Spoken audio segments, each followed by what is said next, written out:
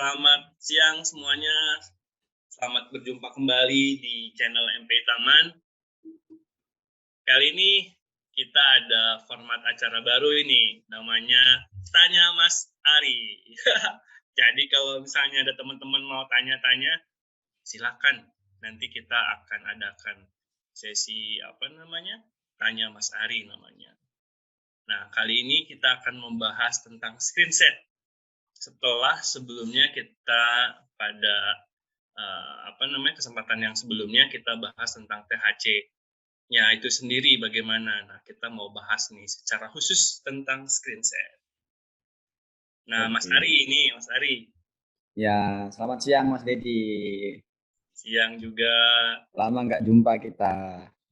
Iya, lama nggak jumpa ya. Selalu berjumpanya di udara terus ini. Ya. Nah, kita mau bahas soal screenshot nih Mas Ari. Oke. Pertanyaan pertama dari saya ini, kenapa sih kita harus pakai screenshot-nya MPI? Kenapa sih harus pakai screenshot MPI? Jawabannya nggak harus pakai, nggak pakai juga nggak apa-apa. Nggak ada yang mengharuskan.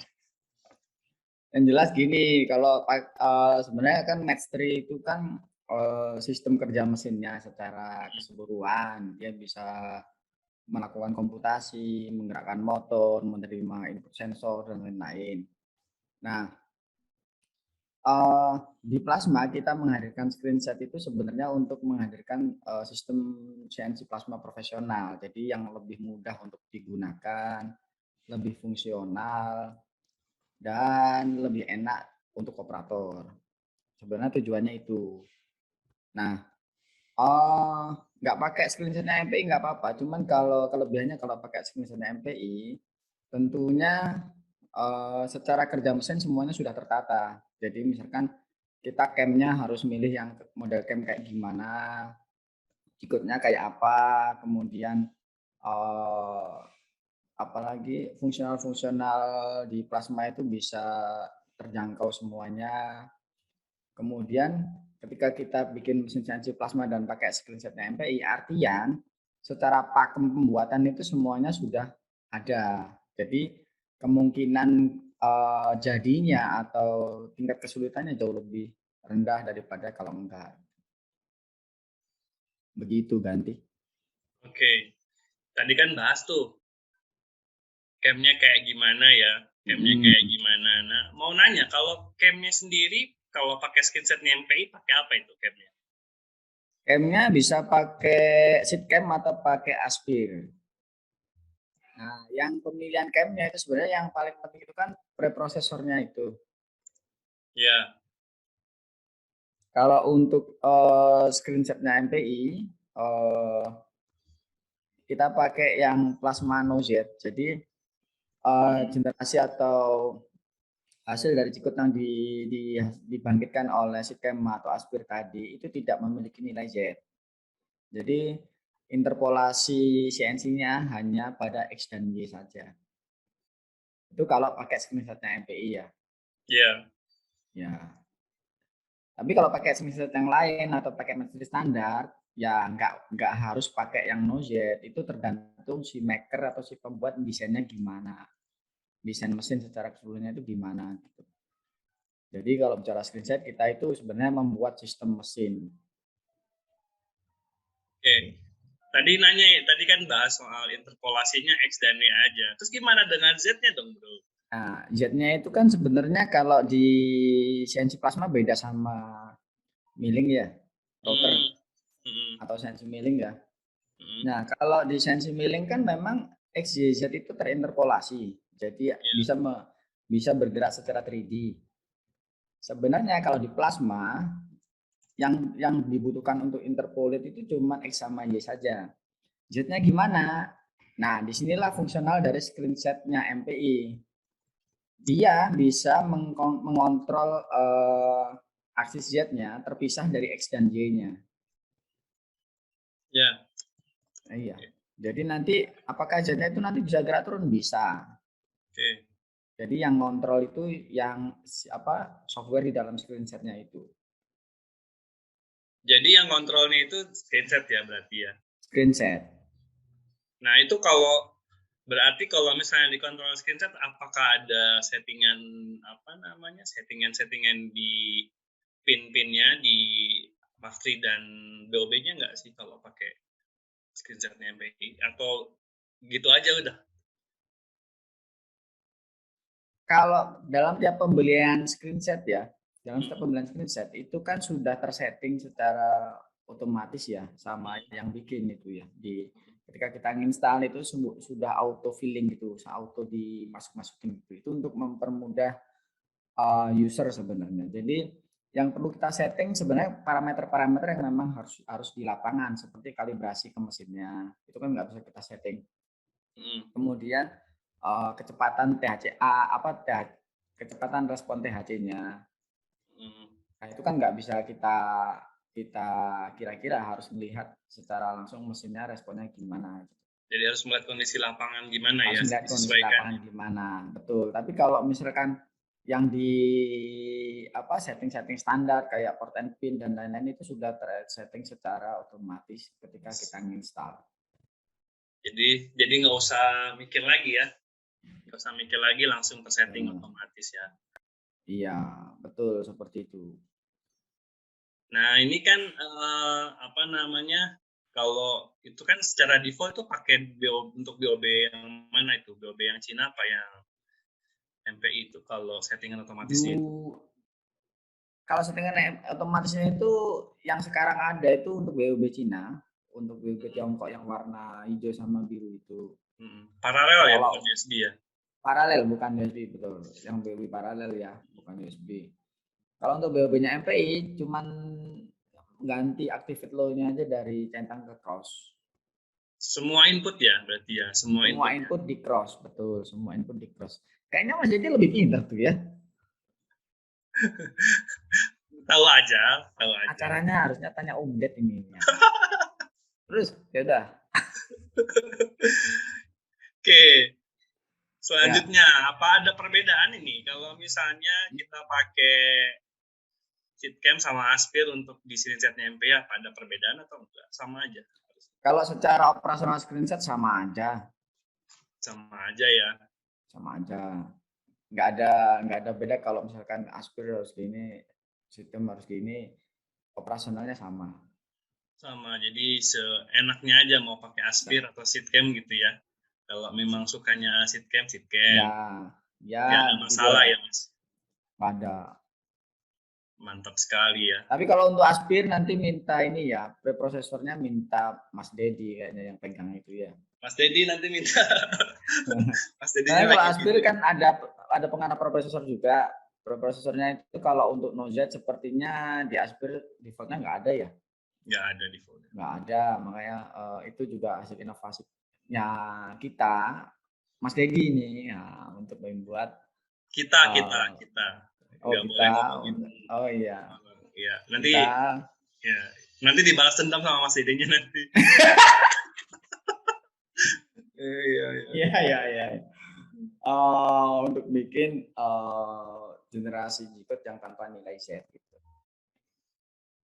Oke. Kemudian ini pengoperasiannya itu ada perbedaan nggak dengan Mastery Plasma standar gitu? Ada ya? Ada. Jadi kalau Mastery Plasma standar, misalkan kalau kita mau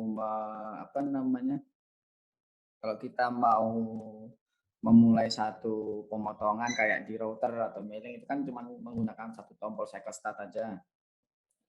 Dan mesin langsung running sesuai dengan G-code-nya. Nah, tapi kalau di screenset-nya MPI, kita menggunakan dua tombol. Tombol pertama untuk cycle start itu memulai gerakan interpolasi XY-nya. Kemudian tombol kedua torch control itu memulai program untuk mengendalikan Z-nya.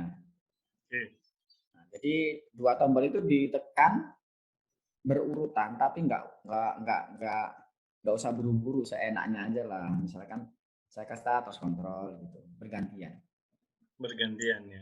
Bukan ya, berurutan ya, bukan bergantian, berurutan ya. Kalau misalnya kita pencet cycle start-nya aja gimana itu? Apa akan kalau dipencet cycle start-nya juga mesin akan bekerja, tapi Z-nya tidak akan turun. Jadi dia cuma menginterpolasi X-nya saja.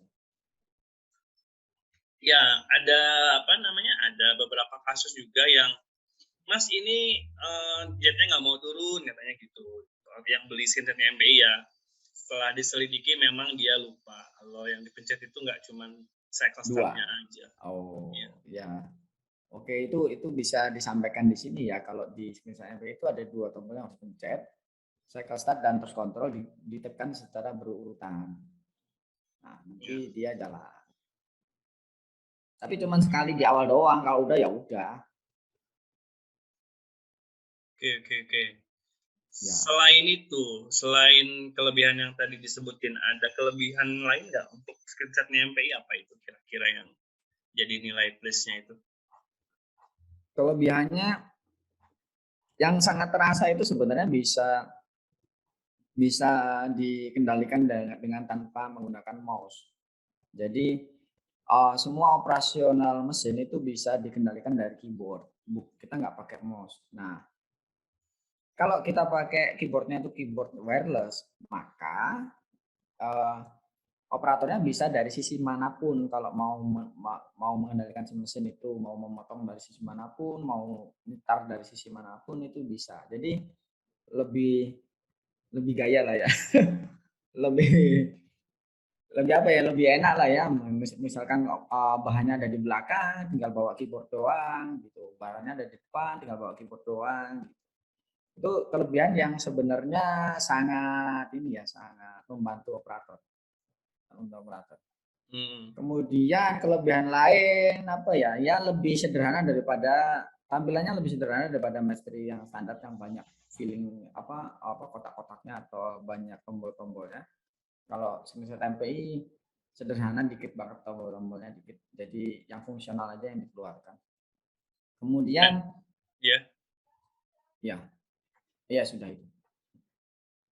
Nambahin.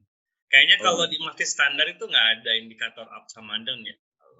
Oh iya, indikator up sama down itu kalau di screenshotnya MPI kelihatan di depan. Kalau di multi standar sih bisa dilihat tapi ganti tab dulu. Ya, ganti tab dulu, betul sekali. Jadi tidak bisa di satu layar gitu ya. Tidak bisa di satu layar. Tidak bisa di satu layar. Menarik. Nah, lulus lah ya saya ya. Lulus. Nah, karena terlalu jago, saya juga pertanyaannya akan lebih jago lagi. Enggak. Malah bingung mau nanya apa lagi nih ya. Oke. Ya ini permasalahan yang dialami customer lainnya selain operasionalnya. Operasionalnya itu banyak yang belum paham soal ini, Mas. Jadi kalau mereka itu kan terbiasa pakai relay itu. Untuk menyalakan, mematikan tosnya. Oke. Nah, biasanya nanyanya gini kalau sama saya, Mas, kok kalau pakai screenshotnya MPI kok relaynya nggak nyala ya? Kalau dipencet itunya, tos on-nya. Oh, iya oke. Nah, itu gimana itu, Mas? Apakah memang dipakai relaynya atau enggak sebenarnya? Dipakai, relaynya dipakai. Relaynya tetap dipakai. Cuman gini, fungsional torch button itu ya?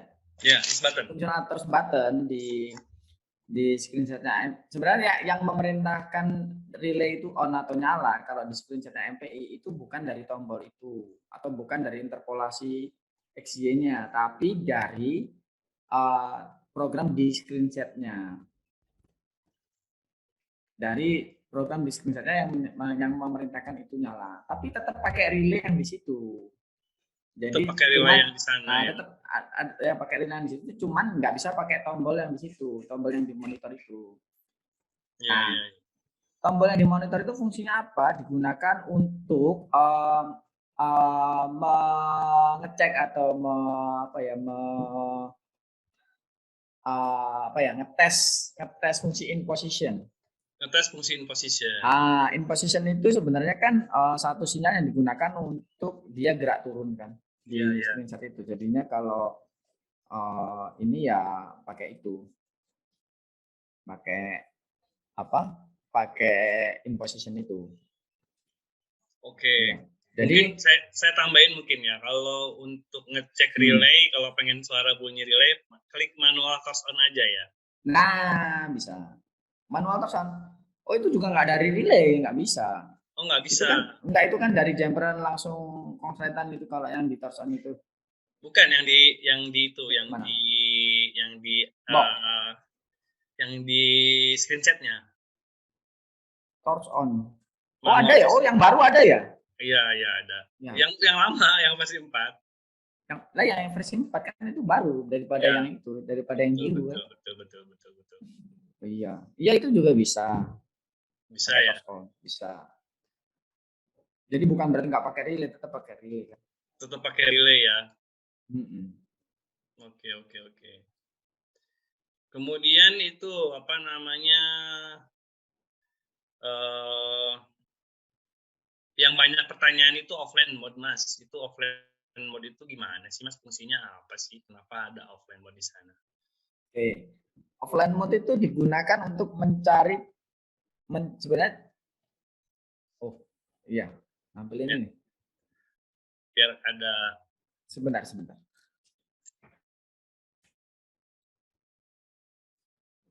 Offline mode itu sebenarnya digunakan untuk mencari titik akhir atau ketika kita kehilangan orientasi itu nanti berguna. Nah, saya nggak bisa jelaskan terlalu terperinci. Mungkin nanti kalau ada kesempatan, ada mesinnya atau apa itu lebih mudah dipahami. Jadi itu memang kalau di kita ada gunanya juga, digunakan untuk mencari orientasi posisi ketika kita kehilangan pas lampu mati, pas terjadi blackout. Biasanya itu dipakai. Oke. Nah, ada lagi yang yang tiba-tiba komplain juga ini Mas. Setelah pakai skillsetnya MPI katanya mesinnya nggak jalan. Pakai yang sebelumnya jalan. Nah, setelah diteliti lagi ternyata ada yang kepencet tuh Mas. Biasanya yang kepencetnya itu biasanya kepencetnya itu joknya. Ya, joknya Tombol joknya kepencet. Iya. Jadi itu apa namanya?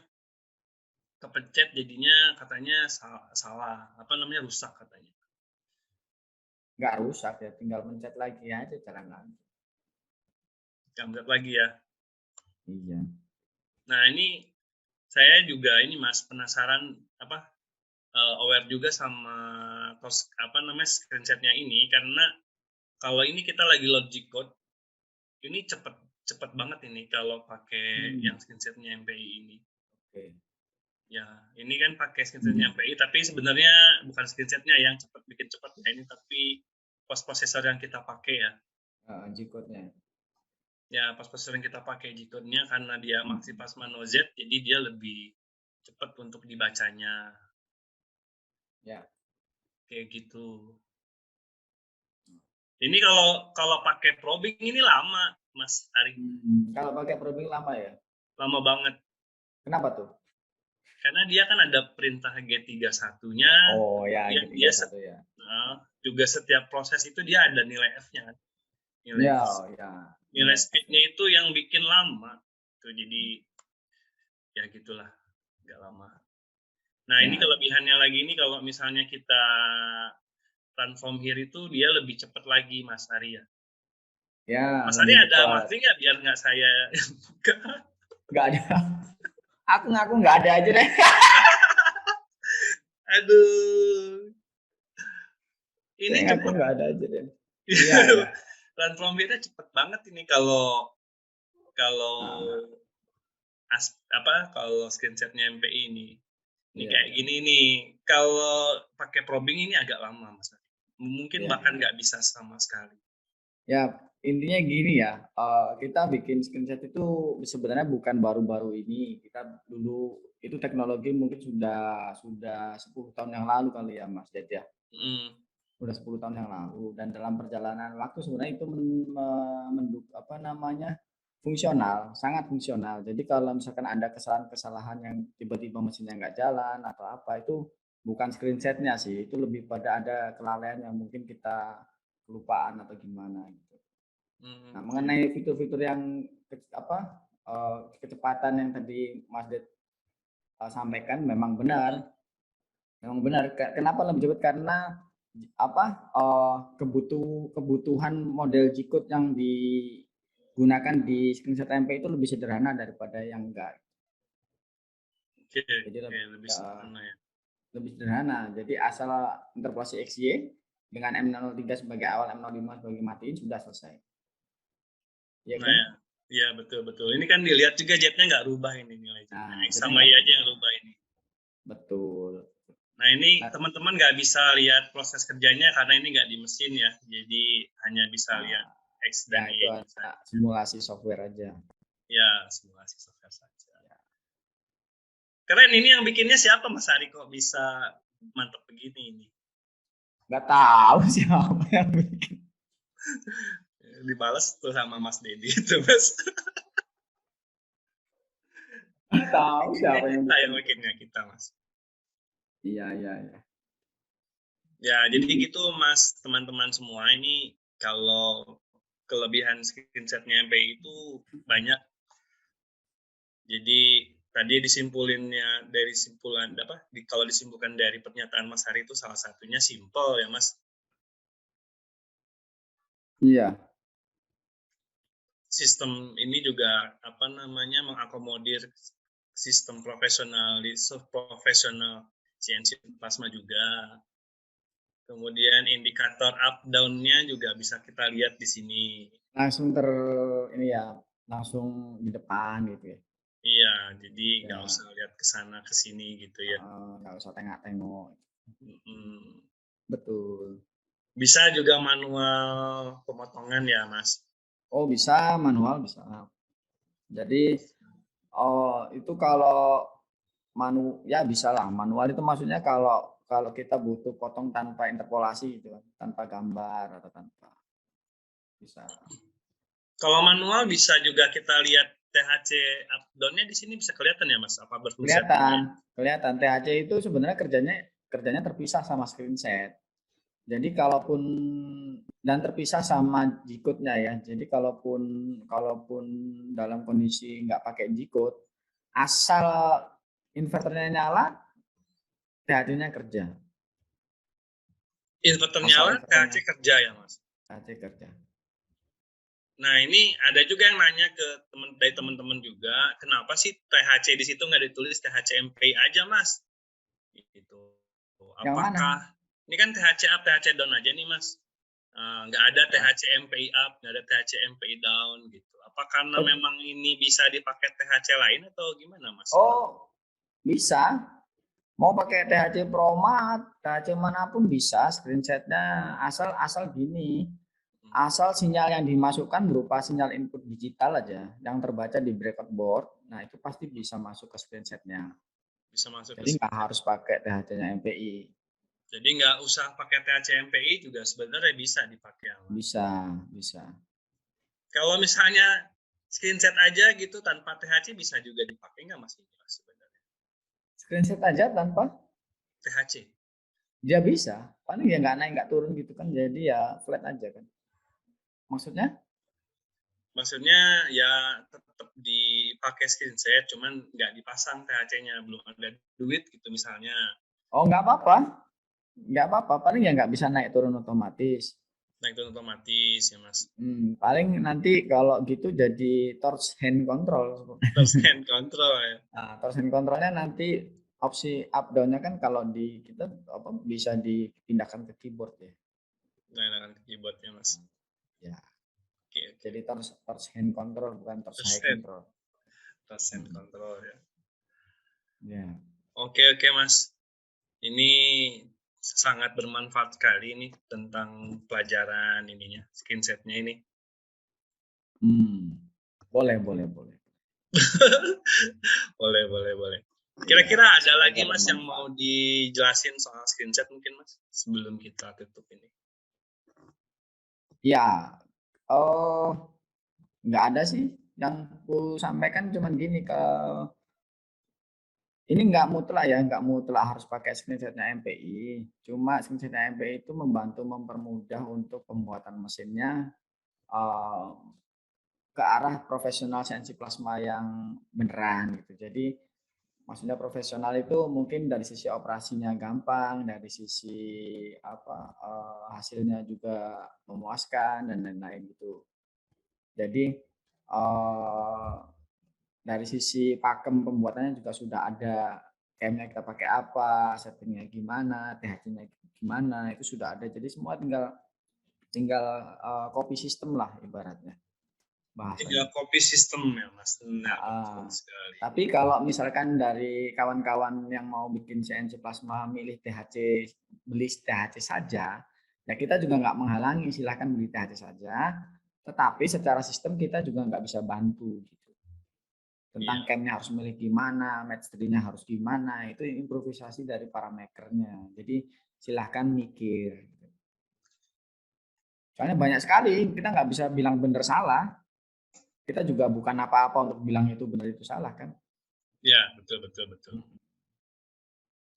Nah, seperti itulah. Semoga bisa dipahami lah ya. Ya. Semoga bisa dipahami sama teman-teman semua. Oke. Oke, sebelum kita tutup, saya simpulkan sedikit pembicaraan kita kali ini. Yang pertama, yang pertama itu, yang jelas itu fungsi dari screenset itu sebetulnya membantu mempermudah pembuatan CNC plasma teman-teman semua. Jadi jelas ini kalau beli screensetnya MPI akan lebih membantu teman-teman semua dalam proses pembuatan CNC plasma. Betul. Yang kedua, pakemnya udah ada Mas.